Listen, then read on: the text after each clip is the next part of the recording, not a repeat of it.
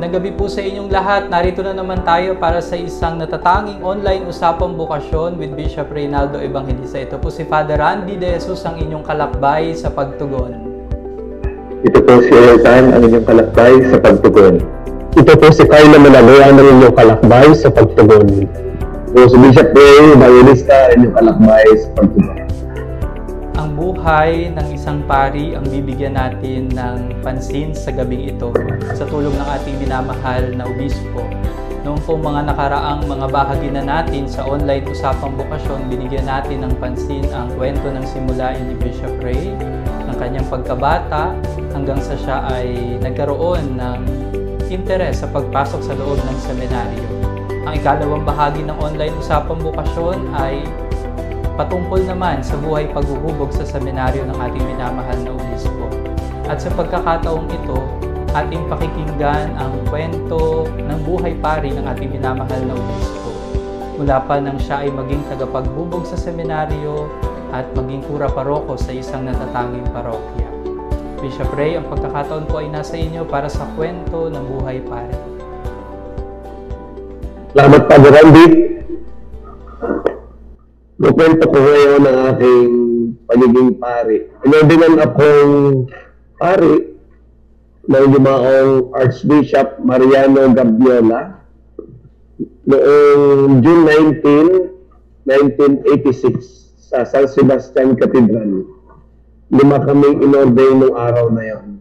May 4 akong kasamang pari sa ordination.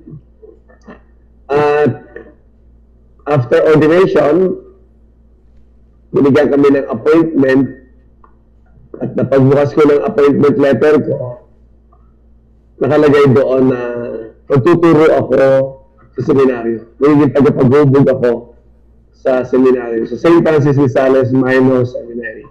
Kung saan din ako nag-high school. So, ang isip ko noon ay siguro mga 2-3 years ito. At welcome ko naman yung appointment. Ako naman dispose ako kung anong ibigay sa aking destino o appointment, talagang bukas ako. At yun ang sadyang pangako ko sa Diyos, susunod ako. So, ako ay may pagka-discipline sa mga seminarista noong unang taon. Katapos noon, nag-aaral ako ng summer sa Ateneo ng Pastoral Counseling sa Ateneo University. At the following year, ako naman ay ginawang spiritual director ng mga seminarista. So, 2 years ako ng spiritual director ng mga seminarista.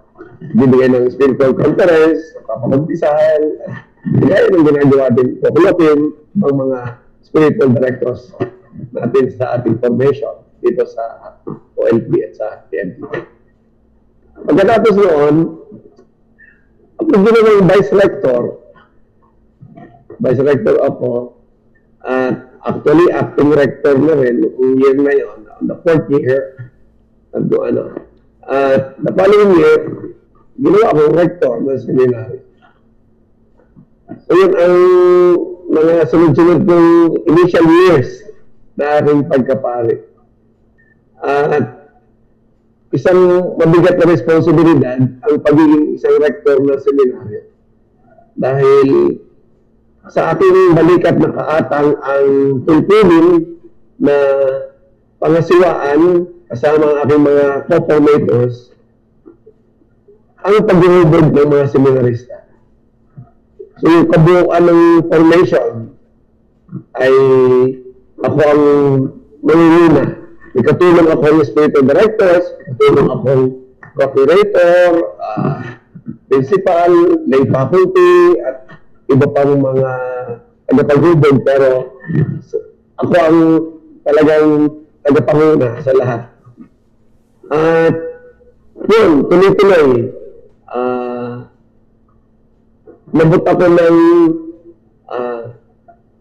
9 na taon sa minor seminary as formator. 9 na taon. And then, after that, si Cardinal Gaudencio Rosales na ang aming arsobispo, siya pumalit kay Archbishop Mariano Gabiola na nag-retire na. noong 1995, ay ini-appoint niya ako na rector ng St. Francis de Sales Regional College Seminary sa Marawi, Lipa City. Noong regional seminary itong ibinigay sa aking assignment na ito. Noong panahon yun, noong 1995, as a regional seminary, nung dumating ako doon sa Regional College Seminary, ang seminarista ay 149. 149 ang seminarista college. May seminarista galing Lucena, Buwak, Infanta, Calapan, San Pablo, Laguna, at iba't ibang lugar ang nandoon na seminarista. At 10 formators ang kasama ko. Ang ibang mga naging formator ko paano ako seminarista. Medyo mabigat ang dating talaga sa akin. Sabi ko nga, nung ako'y sabihan ng arsobispo na ako ang mag-director ng sabihan, sabi ko, sila naman po ay siyang naman doon, dapat ang isa sa kanila ang mag-work po. Ano sabi, hindi, ikaw ang pinag-desisyonan din ng Presbyterian Council ng magiging rector ng Regional College. At yun, College of Philosophy,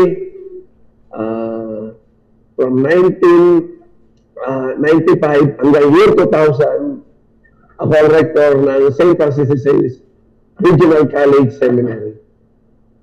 At yung ibang mga seminarista na na-handle ko sa high school department, nandun sa college seminary, kami ulit ang magkakasama.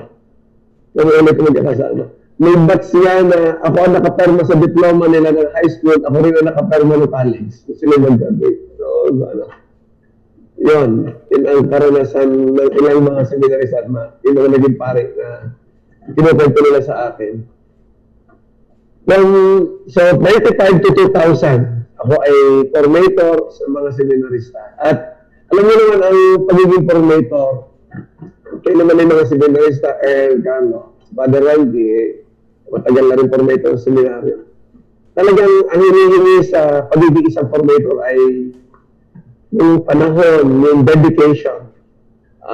Talagang hindi pwedeng ang formator ay paalis-alis lang at pababayaan lang ang seminarista. Hindi. Talagang yung supervision, lalo na nung nasa high school seminary ako, sa minor seminary, talagang hindi pwedeng basta iwan ang mga seminarista at dapat i-monitor ng maayos. Sa Regional College Seminary, siyempre, iba-iba. Yung maturity ng mga college seminaries, ibang level na.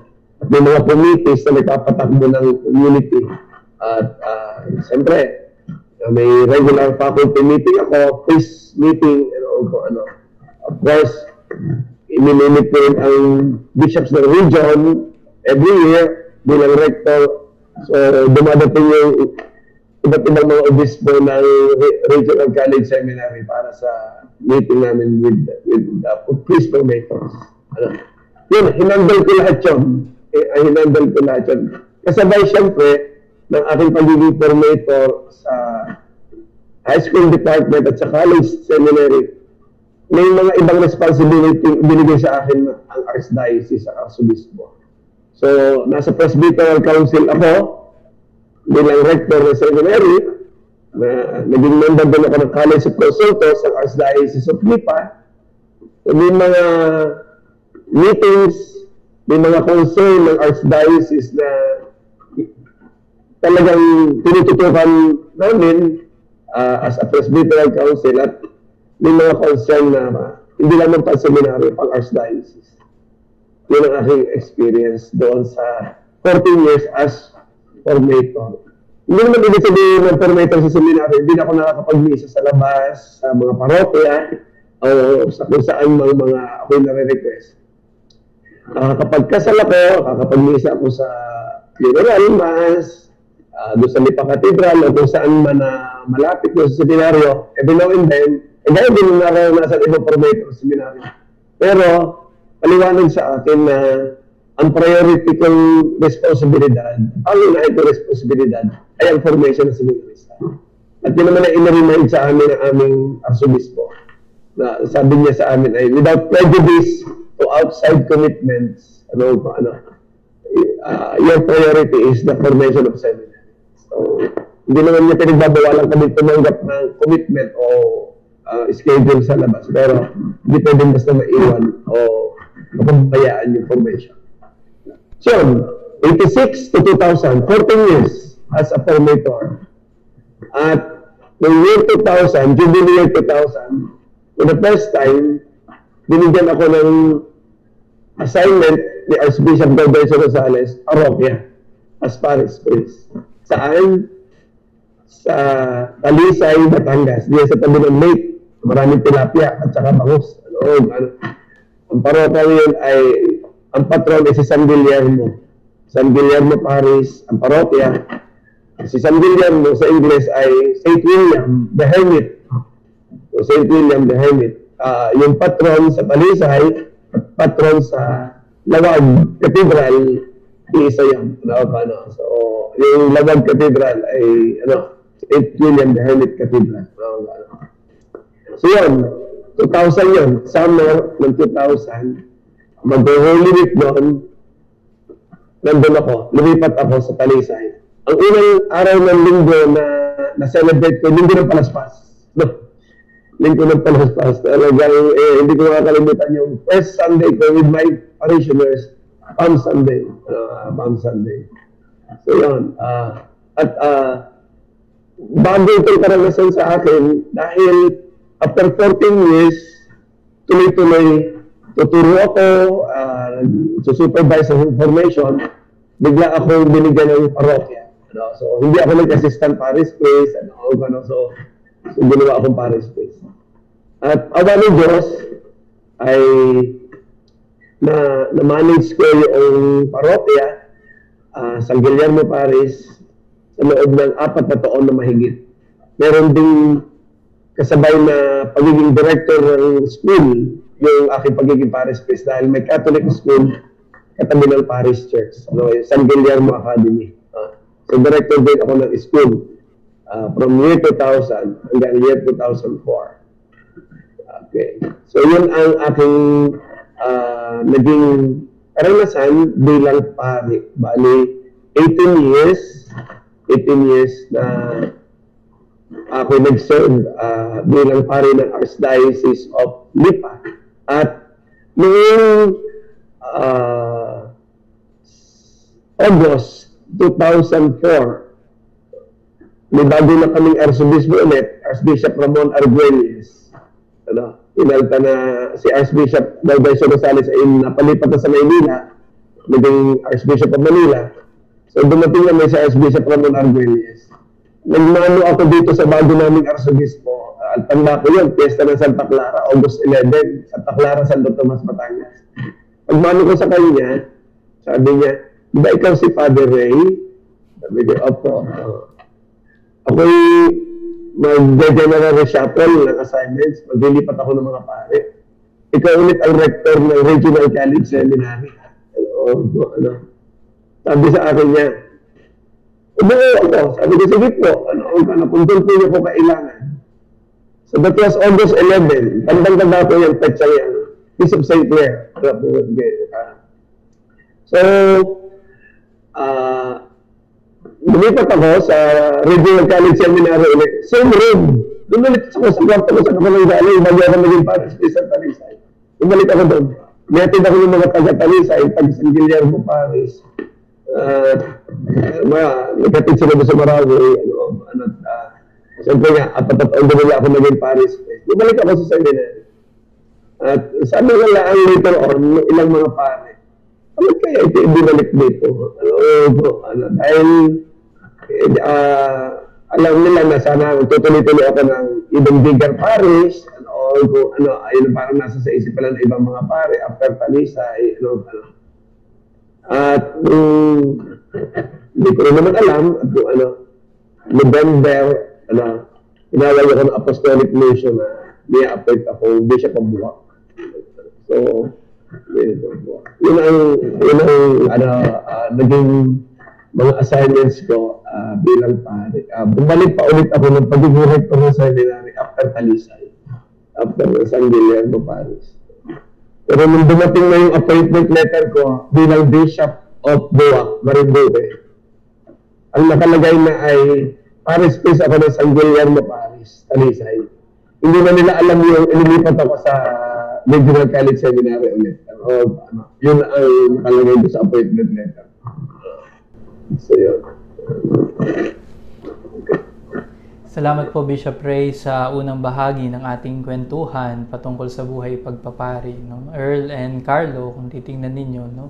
Ang buhay ng isang pari na itinatalaga sa sambayanan ay matingkad na matingkad sa buhay pagpapari ni Bishop Ray. Pero hindi pangkaraniwan na ang isang pari o batang pari o bagong pari ay mailalagay agad sa buhay paghuhubog ng mga seminarista, no? Pagiging isang tagapaghubog. Kaya yung nangyari kay Bishop Ray ay isa ding natatanging karanasan sa buhay ng isang pari, sapagkat kagaya nga ng sinasabi sa atin ni Bishop, hindi madali ang maging isang formator. No? Bishop, dito nga po, sa tuwing mina-assign sa seminaryo, sabi nga, kung gaano kadami ang mga seminarista, ganun din parang pinapastol ng isang formator ang dami din ng mga parokya. No? Parang ang bawat seminarista ay katumbas sa isang parokya sapagkat ang bawat seminarista ay inuhubog para maging isang pastol, maging isang isang ama sa isang sambayanan o sa isang parokya sa hinaharap. Kaya sa kabila ng ganong klaseng mga realidad ng buhay pari, buhay isang tagapaghubog tunay at ganap na kailangan ng maraming grasya. Nababanggit po ni Bishop Ray na isa din po akong formator sa seminaryo. No? Kaya habang nakikinig ako kay Bishop Ray, ang mga bagay ang nagkakaroon din ng patunay sa buhay na iniyayakap ko sa kasalukuyan. No? At syempre, kagaya nga po ng nabanggit ko sa umpisa ng ating o sa panimula ng ating bahaginan ay hindi naman nanatili lang si Bishop Ray na nasa seminaryo. Bagamat malaking bahagi ng kanyang buhay bilang isang pari noon ay nailaan niya sa pakikilakbay sa paghuhubog ng mga seminarista, no? Ay naitalaga din po siyang isang parish priest, no? Isang kura paroko sa San Guillermo sa Talisay, no? At habang nakikinig ako kay Bishop Ray, na naisip ko lang, siguro po Bishop, dumating din sa punto na nung nilagay kayo sa parokya, mukhang may nararamdaman na din yung mga pari. Ay, dinala na sa parokya. No? Ibig sabihin, baka inihahanda din ito na maging bishop. No? At kung tatanungin niyo po ako, noon pong nag-host ng bukluran ang Diocese of Imus, formator po si Bishop Ray. Tama po, Bishop? St. Francis. 2004. Binabagyo at nag-host. Malakas ang ulan noon. Malakas ang ulan.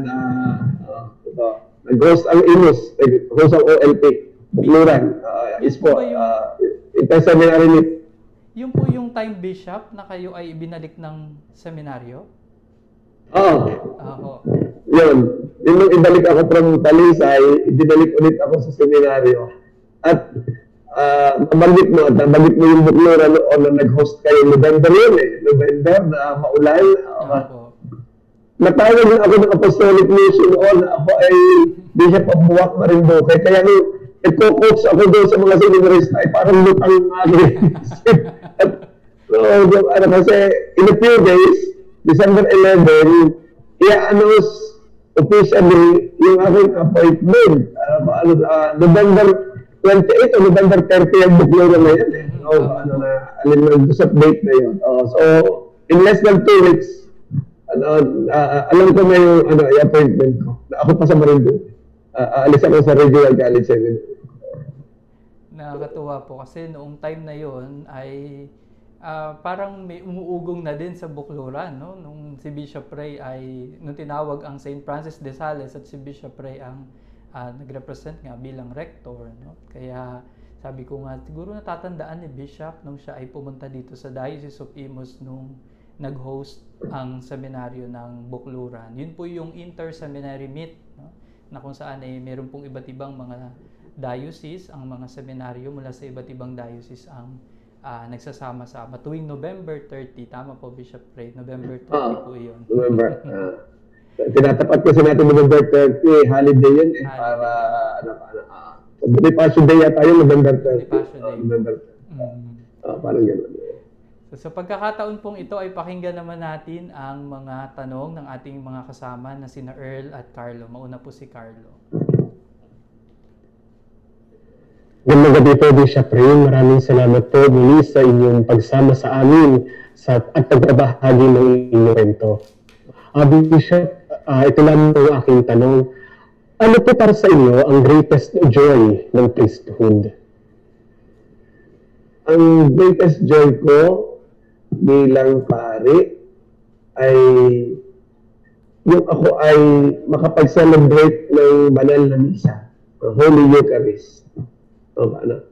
Lalo na yung mga unang buwan ko ng pagkapari.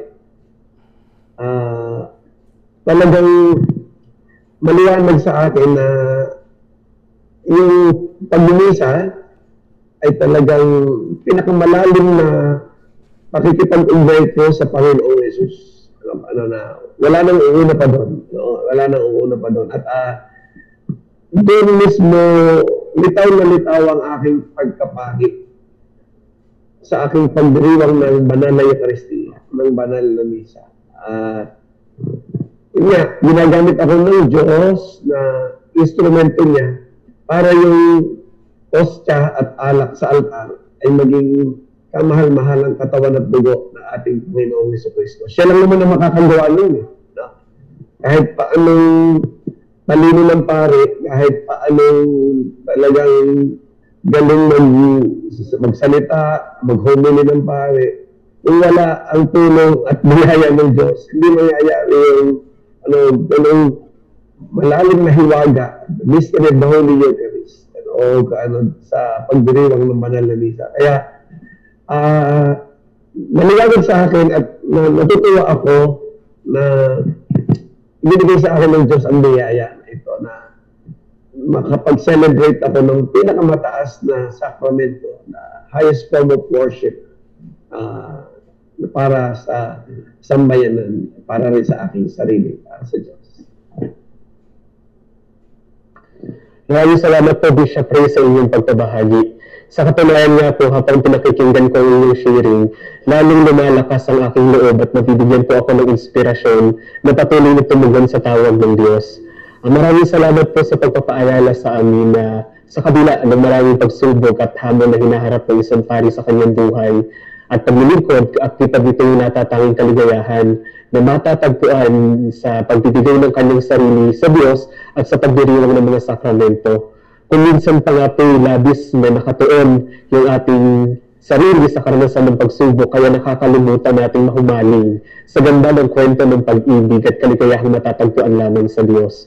Pero sa pagpapahagi po ninyo sa amin ngayong gabi, nagiging matingkat po sa amin na ang buhay ng isang pari ay isang buhay na tunay na masaya, sapagkat ito'y nakaugat sa misteryo ng pagmamahal ng Diyos na nasa banal na misa. Mga kapatid, ang bawat kwento ng bukasyon ay isang sakramento, isang banal na tanda ng pagpapahayag ng pagkilos ng Diyos sa ating buhay. Lalo higit sa buhay ng isang pari o ng sumasaksi sa paanyaya ng Diyos. Mapapanaanan sa kanya ang kaligayahan ng nagmamahal at minamahal ng Diyos. Kaya't sa mga naghahanap at nagtatanong kung saan masusumpungan ang tunay na kaligayahan ako, ito ba ang paanyaya ng Diyos sa inyong mga buhay na tingnan, subukan at tumugon sa buhay pagpapari, pagmamadre, maging sa pag-aasawa o single blessedness, sa ganap at bukas na loob na pagtungon sa nais na napin ng Diyos sa ating buhay, masusumpungan natin ng isang tunay na buhay na ganap at kasaya-saya. Maraming salamat po, Bishop Ray, at magandang gabi po. Thank you, Mark. Salamat, Carlo. Ngayon naman si Earl. Good evening po, Bishop.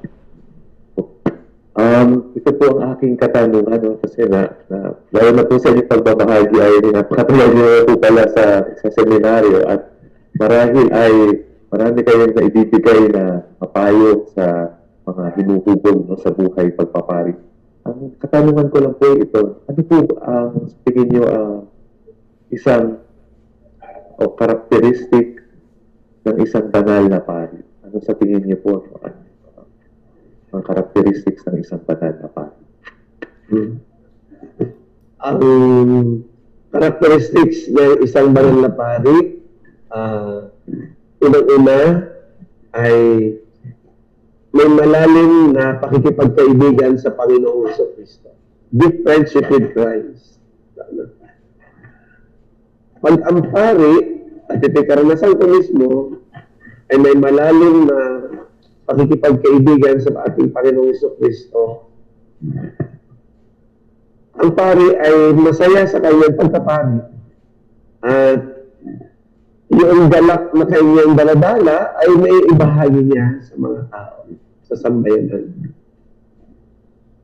Yan ang napakagandang sinisikap ko na isabuhay sa aking sarili.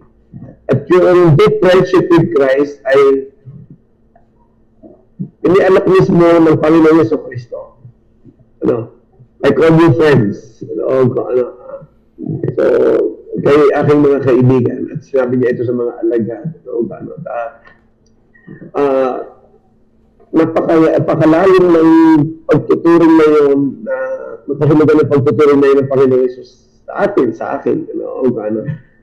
At para mapanatili ko yung pakikipagkaibigan ko sa Panginoong Jesus, ay sinisikap ko palagi yung prayer life ko ay aking magampanan.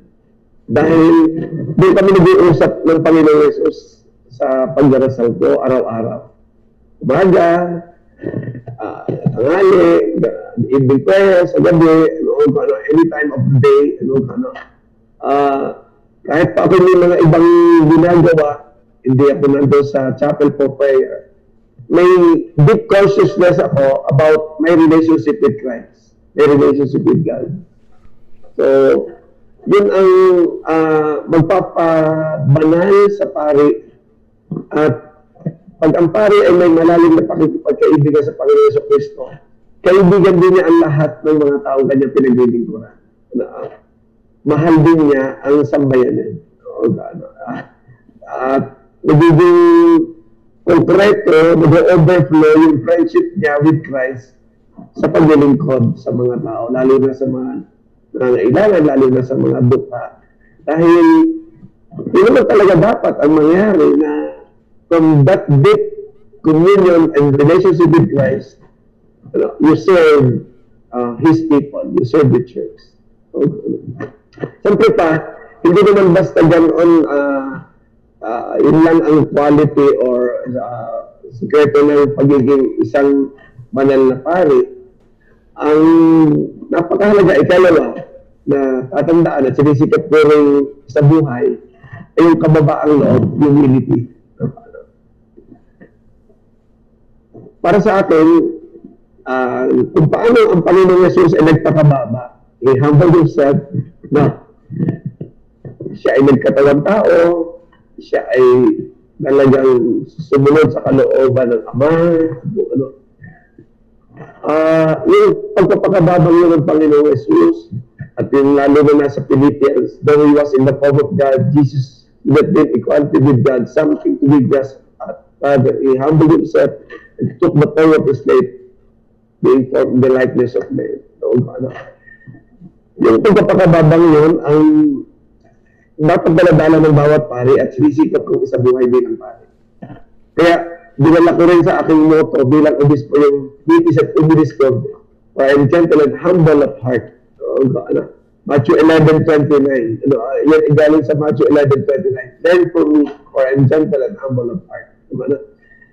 Para sa akin, yung humility ay, sinabi rin ng mga banal, humility is the mother of all virtues. Pag ang pari ay may kababaang loob, kaya niyang magpatawad sa mga nagkakasala, kaya niyang umunawa sa mga nagkakamali. Pag ang pari may kababaang loob, kaya niyang paglingkuran ang mga maliliit na mga tao, mga mahihirap, mga nangangailangan. Pag ang pari ay may kababaang loob, alagang maraming ang kanyang pagbibigay ng sarili para sa sambayan. So yan ang katangian din ng isang banal na pari. Ako nga, sinasabi ko palagi, wala akong may pagmamalaking atin, wala akong may pagmamalaking mga po ano mga doctorate, mga po ano whatever po ano. Lahat ay biyaya ng Diyos. Lahat ay biyaya ng Diyos. Everything is grace. lahat ay kaloob niya sa akin. O kung ano. At kung ano mang nagagampanan ko, galing sa Diyos ito. Galing sa Diyos ito. At ayun naman talaga ang palaging maliwanag sa akin. At inihingi ko sa aking prayer sa Diyos. Ibigay niyo po sa akin mga biyayang kailangan ko para magampanan ang aking tungkulin. O gano'n. At ikatlo, bukod sa deep friendship with Christ, humility, kita ko na katangian para ang isang pare ay makapabuhay sa kabanalan ay yung malalim na pagsunod sa kalooban ng Diyos. Malalim na pagsunod sa kalooban ng Diyos. Ano man ang assignment, ano man ang ipagawa ng Diyos through the bishop, through the superior, sumunod. At yun naman talaga ang buhay pagpapari, isang buhay pagsunod. Kaya mabigat man yung mga responsibilities na ibinigay sa akin, tinanggap ko. At kahit sino pang mga obispo ang nakapaghandal sa akin, talagang ang sagot ko, sige po, susunod po ako. Yun, obedience to God's will, obedience to the church, yun siguro ang aking ding napagsikapan sa buong pagkapari ko. At siguro ito rin ang pinagsisikapan ng bawat pari para makapabuhay sa tunay na kabanalan bilang pari. Maraming salamat po muli, Bishop.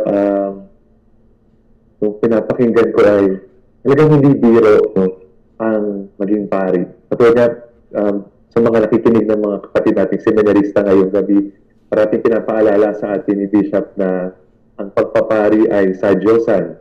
Sa Diyosan yan. No? At lalo na, meron po kami tinatawag na stages ng formation. Pagdating mo sa theology ay yung configuration to Christ stage. Na inaasahan na ang isang hinuhubog ay nako-configure. No? Yung parating ginagamit yung Bishop na imahen ay itong palad na unti-unti. Ay ikaw at si Jesus ay magkapareho na iisa. No? At napakaganda po na ipinagamit ni Bishop patungkol din sa mga katangian ng isang banal na pari na inaasahan sa bawat pari at inaasahan din sa mga nagnanais na naway maging pari. Una ay yung friendship with Christ, no? Na naalala ko ngayon sabi ng isang pari, hindi ka lang nagsasalita tungkol sa Diyos, pero kinakausap mo rin ang Diyos. You don't just talk about God, but you talk to God. No? You talk to God and na-achieve natin yun sa pamamagitan ng buhay malalim na buhay na panalangin at syempre yung consciousness din na kahit naman saan po tayo magpunta, no? kahit saan solo ka ng bahay ng seminaryo o sa labas man ng seminaryo, andun ang Diyos. Pangalawa ay yung pagpapakumbaba. At ito ay katangian din mismo ni Jesus, ang mabuting pastol, na niyakap niya ang pagiging tao, bagamat siya'y Diyos, sabi nga ni Apostol San Pablo. At ang pangatlo ay yung obedience, yung malalim na pagsunod. Katulad nga po nung sinasabi kanina ni Bishop, 9 years, 13 years na po na hinubog sa seminaryo, 9 years na po sa minor seminary, 5 years sa regional seminary, at siguro mga ilang buwan po bago kayo na po as Bishop of Boac. 27 years and ilang months na si Bishop ay natuli sa seminaryo. Pero yung disposition niya na itong nais ng Diyos, itong kagustuhan ng Diyos, yun ay isang imahe ng pagpapakita rin na ganoon din naman si Jesus. At sa buhay ko pagpapari, hindi natin dapat tingnan ito na para bang nasa pedestal o malinis o kung ano mang ibang imahe na maiisip natin. Ang pagpapari ay ang pagyakap sa krus. Ang pagpapari ay pagiging katulad ni Jesus. Sabi nga po sa Latin, at sabi rin ni San Jose Maria Escriva, hindi lamang alter Christus, pero ipse Christus. Not only just like Christ, but Christ Himself. At yan ay makikita natin sa uri ng pambuhay ng isang pari. kung kaya inaasahan din po, no, para naman sa ating mga manonood, ay huwag po natin kakalimutan ipagdasal ang mga minamahal nating pari. Muli po, Bishop, ay maraming salamat po sa inyong pagbabahagi. Salamat Earl and Bishop Ray. Mga kapatid, magbabalik po kami pagkatapos ng ilang patalastas.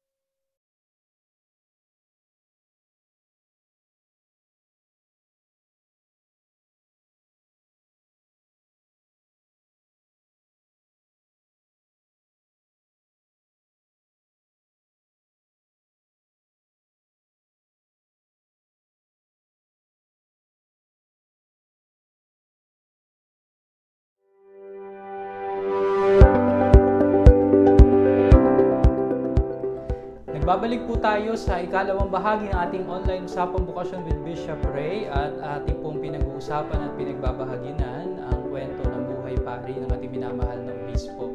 Kanina po ay nakapagbahagi siya sa atin at nagkaroon din ng pagpapalitan ng tanungan kasama ang aking mga kasamang sina Carlo at Earl. Sa pagkakataon pong ito, ipakinggan naman natin ang mga tanong mula sa mga kabataan at mula sa iba't ibang mga parokya dito sa ating diocese. Earl? Muli po, magandang gabi, Bishop. Ito po ang katanungan mula sa isang kabataan sa ating diocese. Bishop, sa pitong sakramento po, ano po ang gustong-gusto ninyong ipinagdiriwang? Maraming salamat po. Thank you, Earl. Nabanggit ko na kanina na ang nagbibigay pag-ala kayo sa akin bilang pari ay yung sakramento ng banal na Eucharistia. At ito ang pinaka gusto kong i-celebrate palagi. Kaya araw-araw ay talaga ako nagmimisa sa Bishop's Chapel, lalo nitong panahon ng pandemic, hindi nakakalabas ako at wala ako halos mga commitments kagaya dati. Pero I see to it na may daily mass ako. May daily mass ako. So, siguro ang tanong ninyo, sino ang nagsisimba sa inyo? Eh, din driver ko. Ano ba? So, hindi ako nag-welcome na sino-sino mga tao. Pero, ito nang hindi, sasabi na, pwede ba magsimba? Sige, okay lang. Ano ba na? Pero, alam mo yung driver ko na pag wala kami schedule sa labas, nandun ako sa chapel in the morning, maghahanda siya ng gamit sa mesa. At yung driver ko ay 2 years sa seminaryo sa Mount St. Aloysius Seminary. Alam niya ang mag-serve, alam niya ang sumugot sa rosary. Kami nag-rosary lagi pag sa daan, sa biyahe. At nakakasagot siya sa misa, kung ano yung dapat na responses. Alam niyang hanapin sa misal, ang readings, marunong siyang gumamit ng ordo. So yan ang sa lahat ng mga sakramento, yan ang talagang diyan nakasentro at diyan talaga kumukuha ng lakas. Hindi ibig sabihin ay secondary yung kumpisal, yung binyag, kasal, anointing of the sick, at iba pang pagdiriwang, confirmation. Pero sa akin, ang banal na Eucharistia ang talagang napakahalaga palagi. Siyempre, kaugnay din palagi niya. Alam ito ng mga pare at ni Father Randy and iba pang mga pare sa diocese. Even sa dati ko pinagaling ang diocese. I value the sacrament of reconciliation. Confession. Kaya pagdating ko dito sa diocese natin ng 2013, during holy hour, talagang in-encourage ko ang mga pare na magkumpisa. At tuloy-tuloy yan. At nangyari talaga na nag-i-invite pa kami ng mga religious na pare to hear confession. Dahil talagang ang bawat pare ay dapat lumago din sa malapit na pakikipagrelasyon sa Diyos, sa kabila ng kahinaan, sa kabila ng mga kasalanan, at pare-pareho tayong tao, tayo nagkakamali, nagkakasala, ay dapat tayo ay nakakalapit sa sakramento ng baptisal. Kaya, so yung dalawang yan na Holy Eucharist, Sacrament of Reconciliation, diyan lalo, ako nakakita ng kagalakan sa aking pagdiriwang. At ako rin siyempre, I hear confession. Anybody can approach me for confession.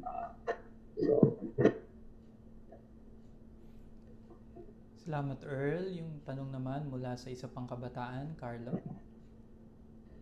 Magandang gabi po muli, Bishop. Ito po yung tanong ng isang kabataan mula sa ating diocese. Bishop, ano po ang pinaka hindi ninyo makakalimutang karanasan noong kayo ay bagong ordinang pari? Ang hindi ko makakalimutan karanasan na ako'y bagong ordinang pari ay ako'y may tinanggap na celebration ng kasal sa isang parokya, parang Santo Tomas yan, galing sa Lipa. Igdahon na ako sa panahon at hindi na ako makakarating sa oras. Noon ako ay pabagong natututong mag-drive. Si Father Randy, pinaturuan ko rin mag-drive. Dahil alam ko na mahalaga din na sa mga commitments, sa mga assignments, ay mapuntahan ng mas madali kaysa mag-anak. So, after ordination sa aking pagkapare, sa pagtutulong-tulong ng mga kapatid ko, lalo na ng sister ko na nurse, Ate Tessie, na sa Germany, binigyan nila ako ng second hand na sasakyan. Second hand na service vehicle. So, nagpapraktis-praktis pa ako noon, di pa ako nalabas doon sa maraming mga sasakyan. Noong araw na yun na ako may kasal, ay naglakas loob ako na ilabas na talaga yung sasakyan at dalahin. Talagang magkakahalong kaba, takot, at saka kung ano pang damdamin ko, hindi ko ma-explain at yun ang nagpa-plus sa akin. Pero alam ng Diyos, sa tulong at biyaya ng Diyos, nakarating ako doon sa Paris Church kung saan ako magkakasal. At sa awa at tulong ng Diyos, nakabalik ako sa seminary. And from then on, parang binigyan din ako ng Diyos ng pagkakataon na palakasin lalo siguro ang loob ko. Yun, nakakapag-drive na ako. Until now, nakakapag-drive ako at napupuntahan ko yung responsibilities, assignment na dapat na gampanan ko. Kahit nung ako ay Paris Priest, nakapunta ako sa mga sikol at sa mga commitments ko sa barangay, kahit ako bishop sa Marinduque, pagka tumatawid ako for meetings, ako nagdadrive. At mahalaga na natutunan ko din yan, bahagi ng aking ministry, na nakakapag-drive ako at talagang sa panahon ngayon ay kailangan din for mobility para sa mga commitments. Siguro ang isa sa mga hindi ko makalimutan karanasan as a young priest bilang isang batang pari. At sa pamamagitan ng ganito, natuto akong lumakas ang loob. Siguro, yung comfort zone ng seminary for the past 13 years, hindi naman ako nakaranas na gaya ng estudyante sa labas sa Manila o kung ano pa mga means of transportation. Lahat doon ako hinubog sa pag-aaral sa seminaryo. Pero sa pamamagitan nito, lumakas ang loob ko at marami akong responsibility pa na nayakap at nagampan. Salamat po, Bishop, at sa mga kabataan na nagpadala ng kanilang katanungan para maiparating natin sa minamahal na obispo. Dalawang bagay ang nagiging napakatingkad sa ating usapan mula sa ibinahagi sa atin ni Bishop Ray. Una, ang katotohanan na ang buhay pari ay buhay kabanalan. Hindi pwedeng mapaghiwalay yun. Ang isang pari ay nararapat lamang na magsikap mamuhay sa kabanalan. Yun ang direksyon na dapat niyang tahakin. At bahagi ng kanyang pagpapakabanal ay ang buhay na pagsisikapan niya kasama ang sambayanan. No? Maging sa iba't ibang mga ministry na ipinagkakatiwala. No? Kay Bishop Ray, seminary formation, at nang maglaon ay yung parokya na kanyang ginabayan. No? Yung San Guillermo Parish. No? At makikita po natin mga kapatid na ang pamumuhay sa kabanalan na siya namang paanyaya sa ating lahat ay nagkakaroon ng isang konkretong pahayag kapag nagagawa natin itong maipahayag sa diwa una ng buhay panalangin. Kanina po sabi ni Bishop Ray sa atin, no, yung kanyang pagkapari ay laging nandun sa paghahangad ng pagdarasal. Kung bakit? Kasi ang Diyos ang tumawag, at kung ang Diyos ang tumawag, wala tayong ibang dapat na buuing ugnayan, kundi yung ugnayan natin sa Panginoon. Yung paanyaya nga sa pakikipagkaibigan kay Kristo. No? Pag ikaw ay nakikipagkaibigan, ibig sabihin, mahalaga ng bahagi ng iyong buhay. Yung Diyos na iyong pinaglilingkuran. No? Hindi na siya pwedeng alisin dahil kapag inialis ito sa buhay ng isang pari, alam na natin ang maaring hindi magandang maidulot ng kawalan ng maayos na ugnayan sa buhay pari. No? Kaya napakahalaga po sa buhay pari ang palagiang pagdarasal. No? Ako po bilang isang batang pari na nakalakbay ang minamahal na obispo nung ako ay nasa unang taon ng aking assignment sa katedral, no? Ay nagkaroon ng isang magandang pagsaksi sa halimbawa ng minamahal na obispo, lalo na kapag nakikita ko siya sa chapel. No? At talagang nagdadasal. No?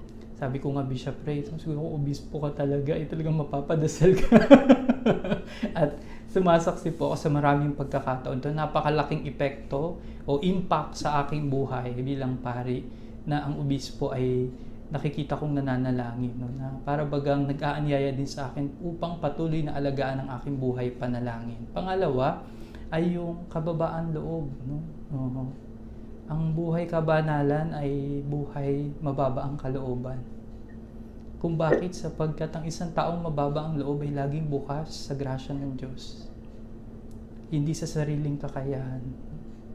Ano po, Bishop, ang lakas nung dating sa akin yung sinabi nyo kanina na wala akong doctorate, pero tinitingnan ko ang awa at grasya ng Diyos na kumikilos sa akin. Ganun nga tumawag ang Panginoon. Kaya sa mga kabataan na nag-iisip, bagamat nagsisikap tayo na ibigay ang best natin, pero may sariling paraan ng Diyos sa kanyang panawagan. Kung tinatanong nyo, bakit kaya naging pare si Father Randy? Ba't kaya naging pare si Bishop Ray? Ba't kaya naging paring ibang pare? Wala pong ibang makakasagot nun kundi ang Panginoon. Hindi po kami. Sapagkat ang pagtawag na ito ay pagtawag na nagmumula sa Kanya. Kaya sino po kami para magmalaki? Wala. Walang-wala.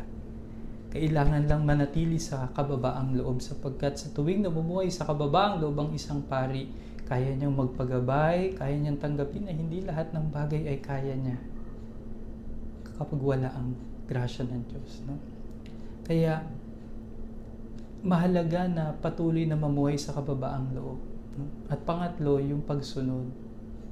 Na kung saan, simula pa ng ordenahan ng isang pari o maging sa pagkadiakono pangalang, inaanyayahan na ang isang tao na nag-aalay ng sarili at tumutugon sa tawag ng Diyos para palagi ang sumunod sa kalooban ng Diyos sa pamamagitan ng pagpapastol ng obispo sa pari at gayon din sa pamamagitan ng pagyakap sa sambayanan na ipagkakatiwala sa Kanya. Ito po ang direksyon ng pagpapakabanal ng isang pari. At ito po ay ibinahagi sa atin ng obispo sa gabing ito para mapaalalahanan din kami pong mga pari na ang buhay kabanalan ng isang pari ay dapat laging sa diwa ng malalim na buhay panalangin, pananatili sa kababaang loob na tanggapin na may pangangailangan kami sa grasya at biyaya ng Diyos. At yung patuloy na sumunod sa kalooban ng Diyos. At ikalawang bahagi po na naging matingkad sa usapan, kaligayahan ng buhay pari. Sinabi po ni Bishop sa atin, ang Eucharistia. Ang Eucharistia ang buhay ng pari.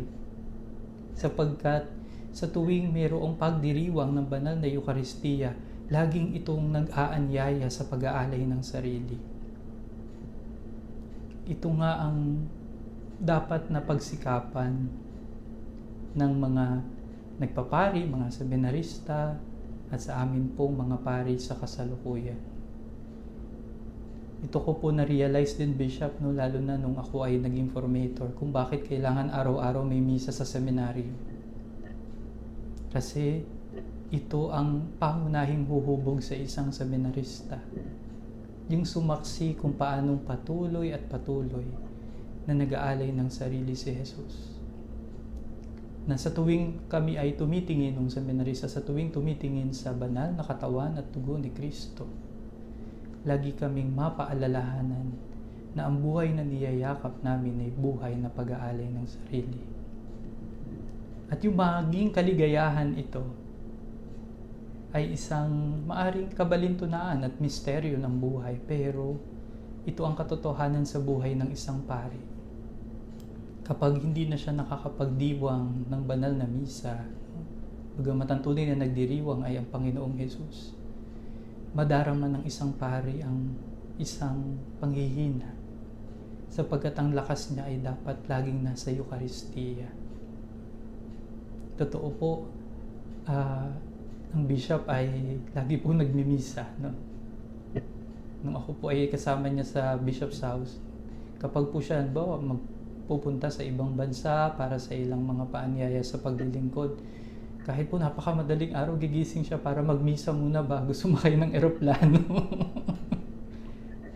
At nakakatuwa dahil sa diwa pong ito na tayo ay nagbabahagi ng tungkol sa buhay pagpapari. Ang bishop po natin dito sa Diocese of Imus ay nagbabahagi hindi batay sa ideolohiya lamang. Siya po mismo ay nagsisikap.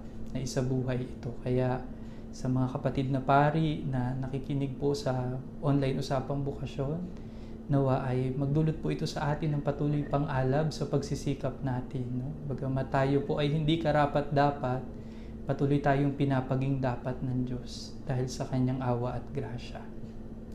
Bishop Ray, sa pagkakataon pong ito ay nagpapasalamat po muli kami sa panibagong bahagi na atin pong ginawa. Bagamat hindi po ito ang huli, meron pa po tayong isa pang episode sa susunod na Sabado, ay tunay po na nagiging napakayaman ng ating bahaginan sa pamamagitan po ng online usapang bukasyon na ito.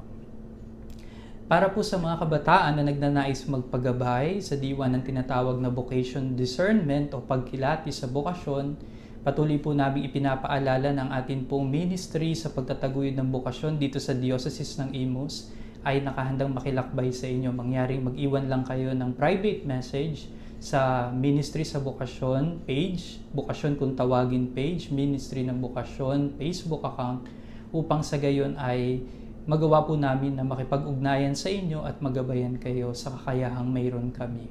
At kung meron din kayong mga karagdagang katanungan na nais po ninyo na maliwanagan at makakuha ng isang natatanging kasagutan mula po sa mga pari, madre, relihiyoso, relihiyosa o sa mga seminarista, ay malaya din po kayo makapag-iiwan ng mensahe o katanungan sa mga nasabi ko pong Facebook pages. At para po sa mga kabataan na nagnanais magpagabay sa pamamagitan ng counseling, spiritual direction, spiritual accompaniment, and vocation discernment, ay maaari din po kayo mag-iwan ng mensahe upang sa gayon ay makapagtalaga kami ng isang pari o madre na maaari pong makilakbay sa inyo. Bishop Ray, hingin po namin ng pangwakas na pagbabasbas.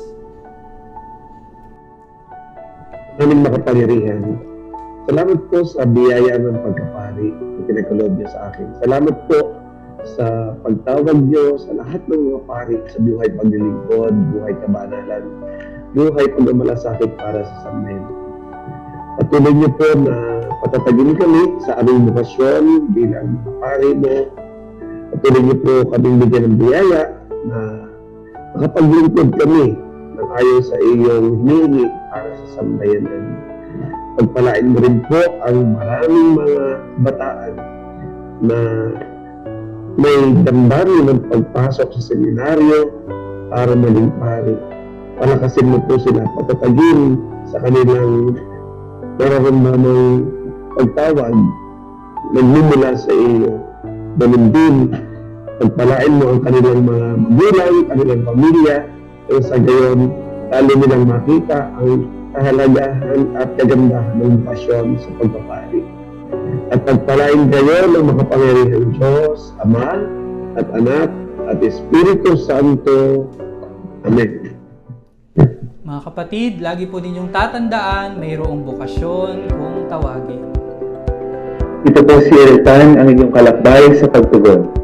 Ito po si Carlo Manaluan, ang inyong kalakbay sa pagtugon. Ito po si Father Randy De Jesus, ang inyong kalakbay sa pagtugon. Ito po si Bishop Gago Evangelista, ang inyong kalakbay sa pagtugon. Stay at home, stay safe, And stay with Jesus. I love Bukasyon. Maraming salamat po. Magandang gabi sa inyong lahat. Thank you, Bishop Ray, Carlo, and Kurt.